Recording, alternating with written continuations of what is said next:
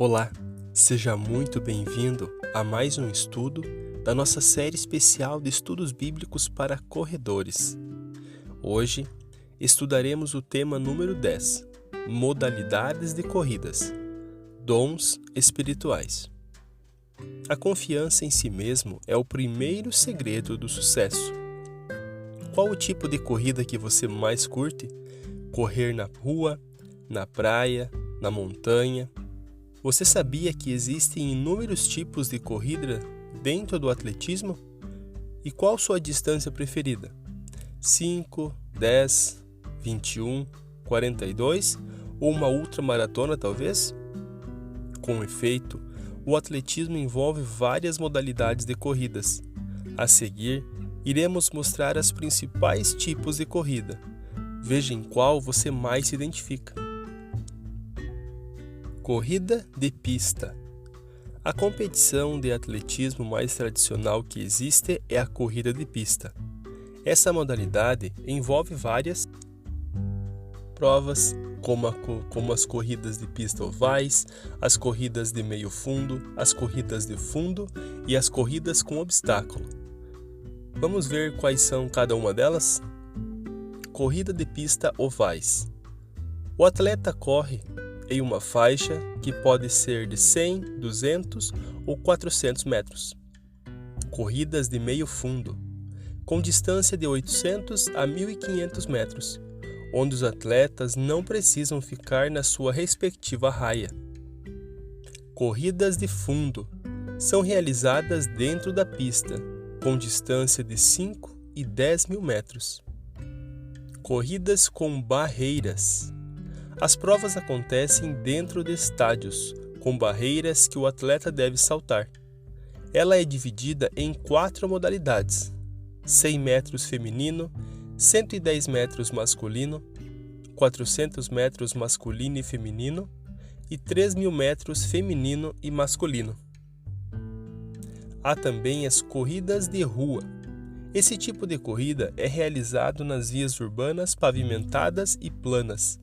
É a modalidade mais popular no Brasil e um dos tipos de corrida mais praticadas no mundo. As distâncias mais comuns são 5, 10, 21, 42. As de 42 km, distância clássica do atletismo, são as chamadas maratonas. As corridas de rua podem ser frequentadas por todos os públicos, desde iniciantes até os atletas profissionais. Para quem está iniciando nessa prática, as corridas de 5 km são as mais indicadas. Corridas de cross-country. Os percursos são feitos em gramados, podendo ou não ter obstáculos naturais.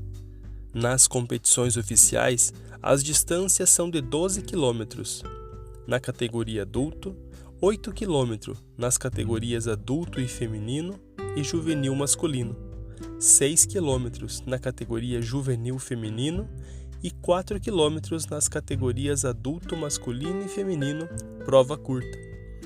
A corrida cross-country geralmente são pouco praticadas pelo público, mas são muito indicadas para os treinos de fortalecimento.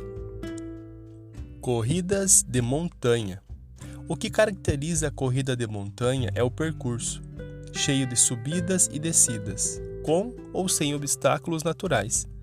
Para ser considerada a corrida de montanha, o percurso deve ter o mínimo de altimetria acumulada, que é a soma de subidas e descidas, tendo como base o nível do mar, variando de acordo com a distância. Há também as corridas trail. É caracterizada pelo intenso contato com a natureza, pois acontece em trilhas, bosques, florestas e praias, com obstáculos naturais, como travessias de rios. As distâncias variam entre 5 e 100 km e podem ser praticadas por todos os públicos. A dica para quem pretende fazer uma prova trail é realizar alguns treinos específicos para desenvolver propriocepção, que é a capacidade de reconhecer a localização espacial do corpo, permitindo principalmente o equilíbrio postural. aconselha o diretor da Naventura, que é uma agência de corridas de aventura. Além dessa modalidade acima, existem também marcha atlética, que não é corrida, mas é uma modalidade do atletismo. A marcha atlética é uma prova na qual os atletas só podem andar. Para que essa regra não seja descumprida, o calcanhar do pé da frente do atleta deve ficar em contato com o solo, até que a ponta do pé posterior toque o chão. As provas podem ser disputadas em 20 km ou 50 km. Vence quem cruzar primeiro a linha de chegada. Que, assim como acontece na maratona, está posicionada dentro do estádio. Está muito em alta agora as chamadas corridas de obstáculos, algumas famosas como a Spartan Race, Desafio Braves e Black Tank Race, que são corridas estilo militar, com muita lama e obstáculos difíceis. Existe, enfim, uma variedade de corridas dentro do atletismo, e cada pessoa tem a sua modalidade, a distância preferida, pois somos todos diferentes. Imagine se todos os corredores gostassem só de maratonas, ou o que seria da marcha atlética ou da montanha? Assim como na corrida, cada pessoa tem a sua modalidade e distâncias preferidas.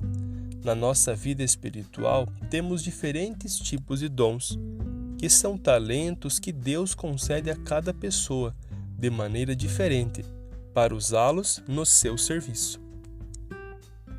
Com o que são comparados os diferentes tipos de dons?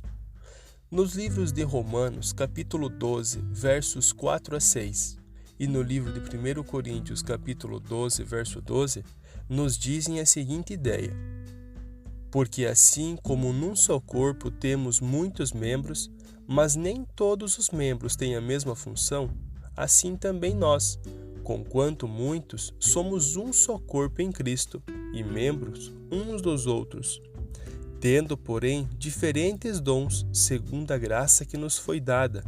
Se profecia, seja segundo a proporção da fé. Quais são alguns dos dons que Deus concede aos seus seguidores? Também nos livros de 1 Coríntios capítulo 12, versos 28 a 30, e Romanos capítulo 12, 6 a 8, nós temos a seguinte ideia. A uns, Deus estabelece na igreja, primeiramente, apóstolos, em segundo lugar, profetas, em terceiro lugar, mestres, depois, operadores de milagres, depois, dons de curar, socorros, governos, variedades de línguas. Porventura, são todos apóstolos ou todos profetas? São todos mestres ou operadores de milagres? Têm todos dons de curar? Falam todos em outras línguas? Interpretam-nas todos? Tendo, porém, diferentes dons segundo a graça que nos foi dada. Se profecia, seja segundo a proporção da fé. Se ministério, dediquemo-nos ao ministério. Ou o que ensina, esmere-se no fazê-lo. Ou o que exorta, faça-o com dedicação. O que contribui, com liberalidade. O que preside, com diligência. Quem exerce misericórdia, com alegria. Qual é o maior de todos os dons? A resposta nós vemos em 1 Coríntios capítulo 13, verso 13. Agora, pois, permanecem a fé, a esperança e o amor. Estes três, porém, o maior destes é o amor. Cada pessoa tem algum tipo de talento, ou algum que gostaria de fazer com maestria.